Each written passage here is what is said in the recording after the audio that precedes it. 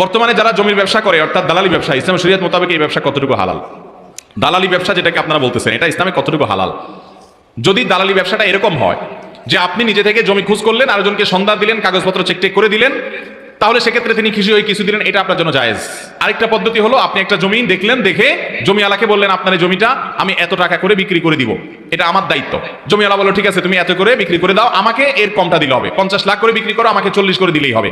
এরপরে উনি ওইটা দেখে 50 করে বিক্রি করলেন, তাহলে অতিরিক্ত যেটা নেবেন সেটা তার জন্য জায়েজ হবে, যেহেতু তিনি মধ্যস্থতা করে নিয়েছেন, মিথ্যা কথা বলেন নাই। তবে বেশিরভাগ জমির দালালরা মিথ্যা কথা বলে, এবং এই মিথ্যা কথা বলে যদি উপার্জন করে সেটা কিন্তু কি হবে না, জায়েজ হবে। আবার অনেক জমির দালালরা আছে দুই দিক থেকে খায়, সেটাও কিন্তু জায়েজ নাই। দুই দিক থেকে কিভাবে? যিনি ক্রেতা তাকে বলে ভাই এটা আপনার জন্য আমি নিয়ে দিচ্ছি, আমি নিতে 50 লাখ দিয়ে নেবো, আমাকে আপনি 5 লাখ করে বাড়াই দিন, আমি লাভ যেহেতু করবো না, তো তার কাছ থেকে 5 লাখ খায়। এদিকে জমিওয়ালারে বলে কি যে আমি এটা 40 লাখ করে বিক্রি করবো, 50 লাখ করে বিক্রি করবো, আপনি 40 পাবেন, আমাকে 10 লাভ দিবেন। তো দুই দিক থেকে লাভ খায়, এটা কি হবে না, জায়েজ হবে না।